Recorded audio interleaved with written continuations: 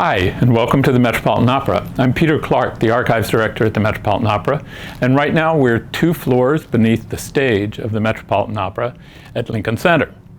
I'm going to show you some of the things that we have in the Met's archives which record our 135-year history.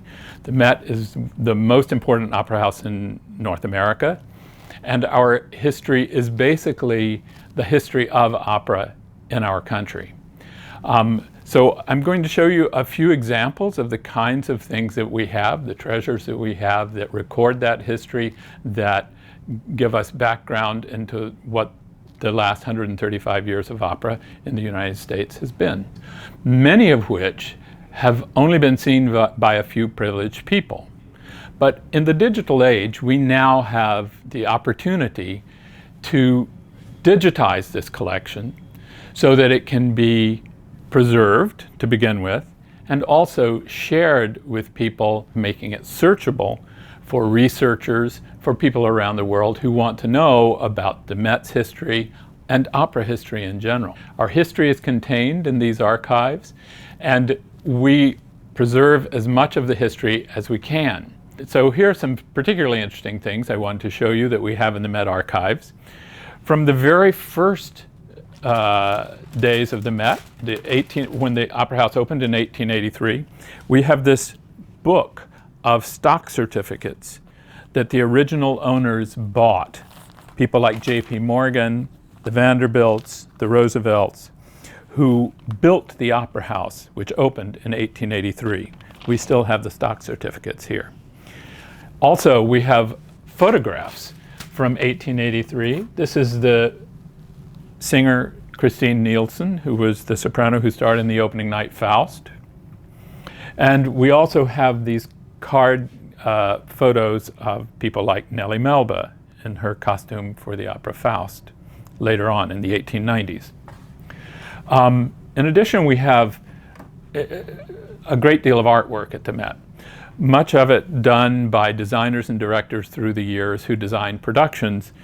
We have this costume design for Rosa Poncel in La Juive, 1919, in which we not only have this beautiful artwork, but on the back we have her own comments where she was explaining to the designer how she wanted it to look.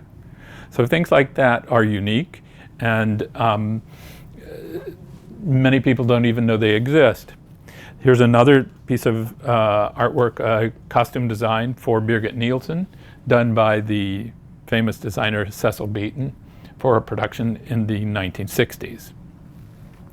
We have so many other kinds of artwork here on the wall, many photographs, and one kind of photograph that I want to show you in particular that is particularly fragile are these old glass negatives, which were done by the photographer Herman Mishkin, a very well-known photographer in New York in the teens and 20s. This is one of Maria Barrientos and Barber of Seville. But these are particularly fragile.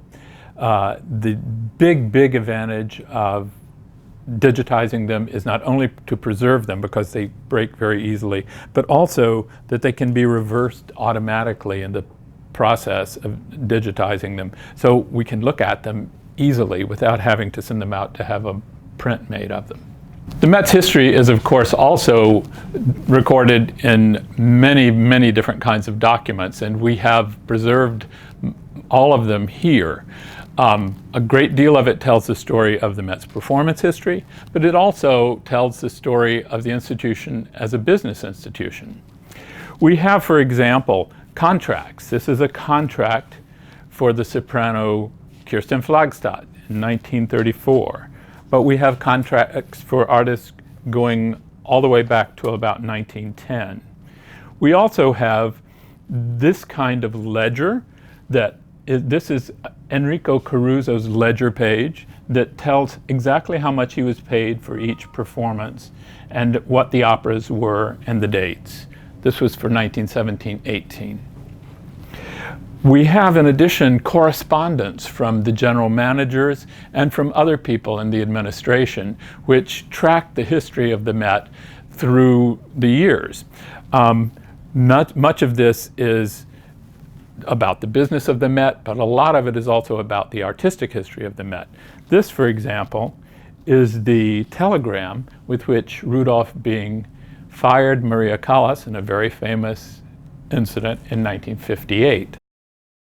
One of my favorite things in looking at Met history is this document. This is a ledger that gives us the summary of the Met's expenses and revenues from 1910 until 1948, all handwritten out and all broken down by different kinds of expenses and different kinds of revenue.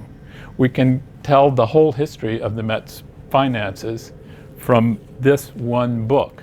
But again, it really needs to be preserved, both from deterioration and made available so that people can make use of it. This is the kind of thing that people haven't made much use of until now, because it hasn't been that available to them.